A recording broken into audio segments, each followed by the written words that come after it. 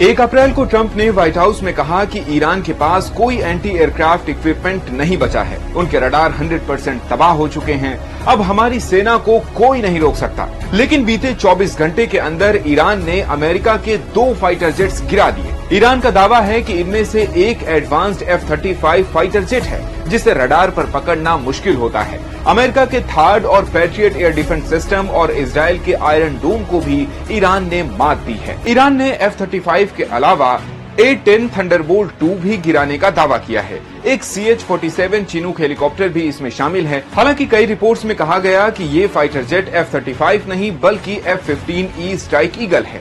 2 seat वाले इस fighter jet का एक पायलट भी लापता है। ईरान ने उसे पकड़ने पर करीब 55 लाख रुपए का इनाम रखा है। ईरानी सेना के मुताबिक उसने नए तरह के डिफेंस सिस्टम से अमेरिकी जेट्स को गिराया है।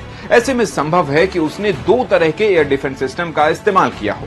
पहला, सेवोम खोर्दाद 3 एयर डिफेंस सिस्टम। ये रूस के book M2 air defence system से मिलता जुलता है, जो 100 टारगेट को एक साथ ट्रैक कर सकता है। इसमें लगे 2 रडार 150 किलोमीटर से 350 किलोमीटर तक के टारगेट को डिटेक्ट कर सकते हैं। खोर्दाद 100 मीटर से 30 किलोमीटर ऊंचाई तक वाले टारगेट्स पर एक साथ 2 गाइडेड मिसाइल दाग सकता है। इसे रेडी करने में सिर्फ 10 मिनट लगते हैं। खोर्दाद डिफेंस सिस्टम में इलेक्ट्रो ऑप्टिकल सेंसर लगे हैं, जो किसी जेट के इंजन की गर्मी को डिटेक्ट कर उस पर हमला कर सकते हैं। और दूसरा, मजीद एयर डिफेंस सिस्टम। मजीद सिस्टम रडार पर नहीं बल्कि 15 किलोमीटर रेंज तक की इंफ्रारेड डिटेक्शन पर काम करता है। इससे रडार सिग्नल नहीं निकलता, जिससे फाइटर जेट्स को इनका पता लगाना मुश्किल होता है। F-35 को रडार पर पकड़ना मुश्किल है, लेकिन इसकी इंजन की गर्मी कमजोरी है। ऐसे में दावा किया जा रहा है कि मजीद ने इंफ्रारेड रेडिएशन की बदौलत ही इसे डिटेक्ट किया होगा। दूसरी तरफ ट्रंप कई बार दावा कर चुके हैं कि ईरान का डिफेंस सिस्टम पूरी तरह खत्म हो चुका है। इसके बावजूद अमेरिकी जेट्स पर ईरान लगातार हमले कर रहा है।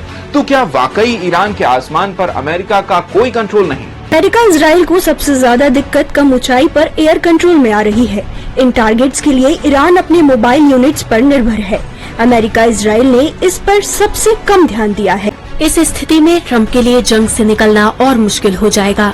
उन्हें जीत का दावा करने के लिए कुछ पुख्ता चाहिए होगा। एक्सपर्ट्स मानते हैं कि ईरान आसानी से हार नहीं मानेगा। इस घटना से साफ है कि जंग कम से कम अप्रैल के आखिर तक तो जारी रहेगी।